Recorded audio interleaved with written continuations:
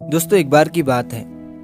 एक बूढ़ा आदमी एक रास्ते से जा रहा था और उस बूढ़े आदमी के पास 3 बड़ी थैलियां थी। वो तीनों थैलियां बहुत ज़्यादा भरी हुई थी। उस बूढ़े आदमी ने एक लड़के को रुकाकर उससे मदद मांगी और उससे कहा कि बेटा, मेरे पास ये 3 बहुत भारी थैलियां हैं। क्या तुम इनमें से एक थैली पकड़कर मुझे आगे तक छोड़ दोगे? लड़के ने बिना कुछ कहे उस बूढ़े आदमी के पास से एक थैली अपने पास ले ली और वो उस बूढ़े आदमी के साथ चलने लगा।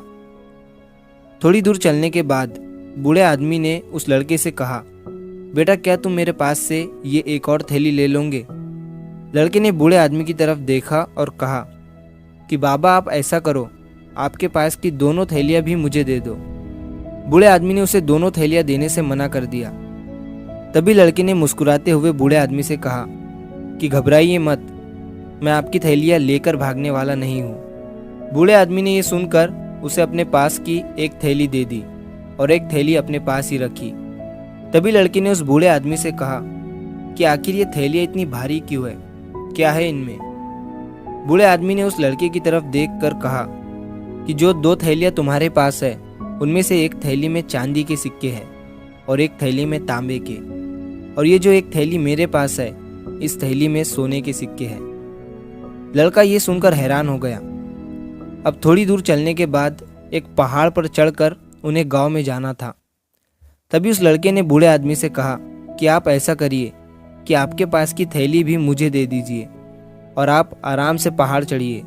मैं अपनी रफ्तार से चढ़कर पहाड़ पर पहुंचने के बाद ऊपर पहाड़ पर आपका इंतजार करता हूँ। बूढ़े आदमी ने अपने पास की थैली भी, जिसमें सोने के सिक्के थे, वो उस लड़के को दे दी। लड़का अपनी रफ्तार से पहाड़ चढ़ने लगा।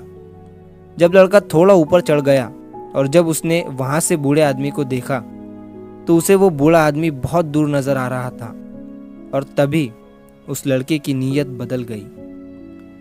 वो लड़का उन तीनों थैलियों को वहां से लेकर भाग गया। जब वो अपने घर पहुंचा और उसने थैलियों को खोल कर देखा तो उसने देखा कि उन तीनों थैलियों में पत्थर भरे हुए थे और उसमें से लड़के को एक चिट्ठी मिली जिस पर लिखा हुआ था कि अगर तुम इन थैलियों को लेकर नहीं भागते तो मैं तुम्हें अपने महल का खास आदमी बना देता। असल में मैं एक राजा हूँ जो महल के लिए खास आदमी की तलाश कर रहा था। पहले तो मुझे तुम पर भरोसा हो गया था, लेकिन एंड वक्त में तुम्हारी नीयत बदल गई और तुमने एक खास मौके को अपने हाथों से गंवा दिया। दोस्तों, कहते हैं कि अगर आपकी नीयत साफ है तो आपको कामयाबी के लिए परेशान होने की ज़रूरत नहीं है, क्योंकि आप अभी भी एक कामयाब इंसान हैं। बस आपको सब्र करना है। कामयाबी खुद आपके पास आने का मौका तलाश करेंगी। तो अगर आप इस कहानी को और भी लोगों तक पहुंचाना चाहते हो तो इस वीडियो को लाइक करिए ताकि YouTube इस वीडियो को और भी लोगों तक पहुंचाए। और अगर कहानी अच्छी लगी हो तो हमारे चैनल को सब्सक्राइब ज़रूर करिए। मिलता हूँ मैं अगली बार इसी तरह की कहानी के साथ। तो सब्र करो, शुक्र करो और ज़िंदगी में आगे बढ़ो।